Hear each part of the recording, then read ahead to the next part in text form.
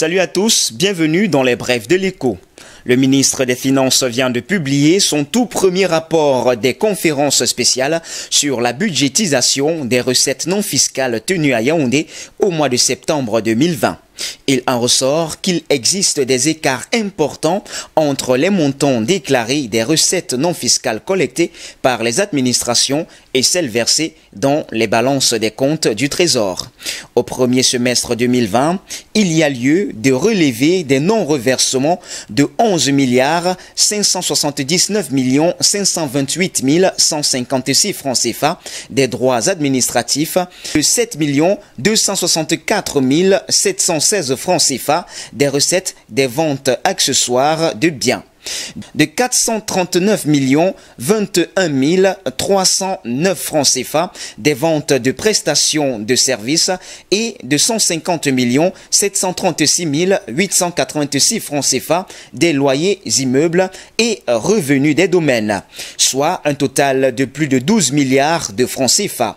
En 2019, nous constatons un non-reversement de 22 813 368 547 francs CFA, des recettes issues des droits administratifs de 143 92 830 francs CFA, des recettes issues des loyers immeubles et revenus des domaines et de 1 605 741 816 francs CFA, des amendes de condamnation pécuniaire et autres produits de profits divers, révèle ainsi le rapport.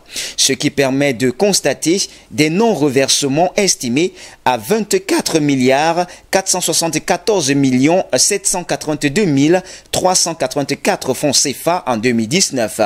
Sur ces 3 dernières années, indique le ministère des Finances, la contribution des recettes non fiscales dans le financement du budget de l'État du Cameroun n'excède pas 4%. Une faiblesse que le gouvernement s'est engagé à corriger à partir de l'exercice 2021. Les objectifs de recouvrement des dites recettes qui sont passés de 168 milliards en 2018 à 200 milliards en 2019 et près de 204 milliards en 2020 sont ainsi appelés à évoluer à la hausse, de même que les réalisations effectives.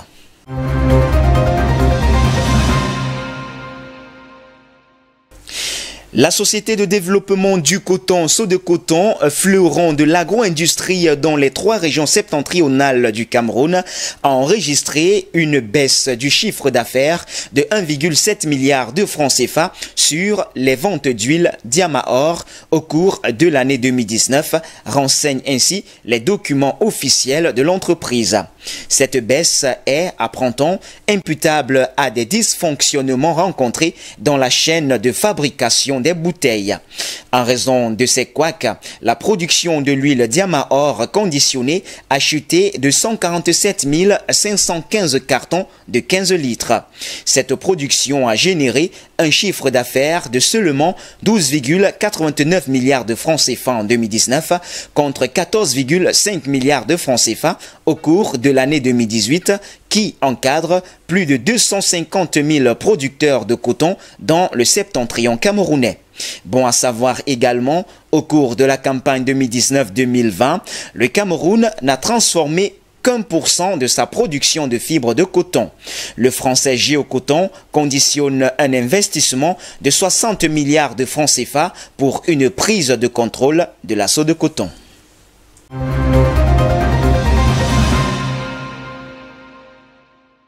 Les données collectées auprès du ministère des Finances montrent qu'au premier semestre 2020, les recettes issues des péages routiers au Cameroun se chiffrent à 3,77 milliards de francs CFA, soit un taux de couverture de 46,4%. Cette faible couverture, d'après le MINFI, est observable depuis plusieurs exercices déjà, car au cours des 5 dernières années, le volume des recettes issues des péages est certes croissant avec des rendements allant de 5,8 milliards en 2018 à 6,4 milliards en 2019 sur les 8 milliards initialement attendus, mais il reste en dessous des attentes de la loi de finances. Ce département ministériel ministériel pense que la performance des recettes de péage et de pesage pourrait être meilleure avec l'accroissement des mesures de suivi, de contrôle et de sécurisation des différents postes de péage et stations de pesage. À cet effet, l'intensification des missions de péage et stations de pesage reste la seule option pouvant permettre de dynamiser les performances des dites recettes.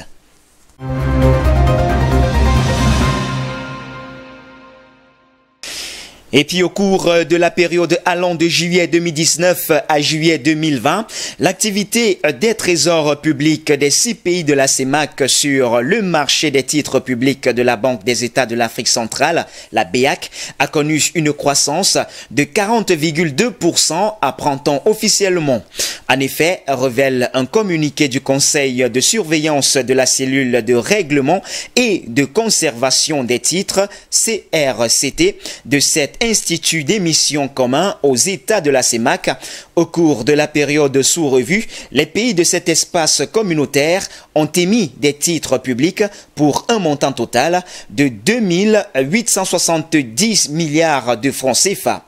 Cette augmentation de la demande des financements sur le marché monétaire a conduit à un renchérissement des coûts.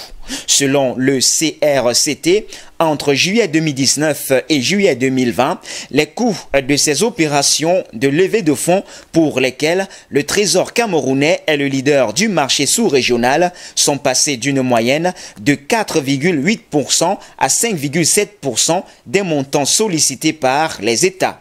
Mais au-delà de la forte demande, l'augmentation des coûts des opérations s'explique également par la maturité des titres émis par l'État.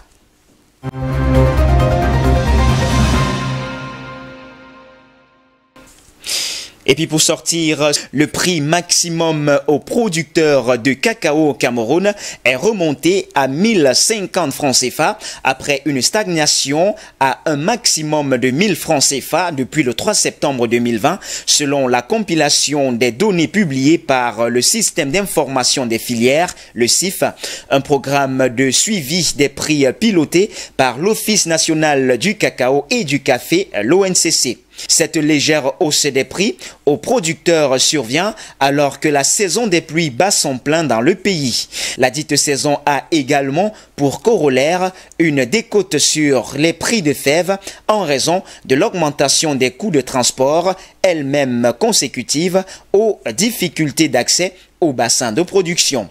Au demeurant, l'embellie des prix des fèves sur le territoire camerounais à cette période précise peut se justifier par le lancement officiel de la campagne 2020-2021 il y a quelques jours. Celle-ci ouvre généralement la saison des achats contractuels. Eh bien, c'est tout pour les brefs de l'écho de ce jour. Mesdames, Mesdemoiselles et Messieurs, merci de nous avoir suivis. Les informations se poursuivent sur nos antennes d'IBS Télévision. Restez donc des nôtres naturellement.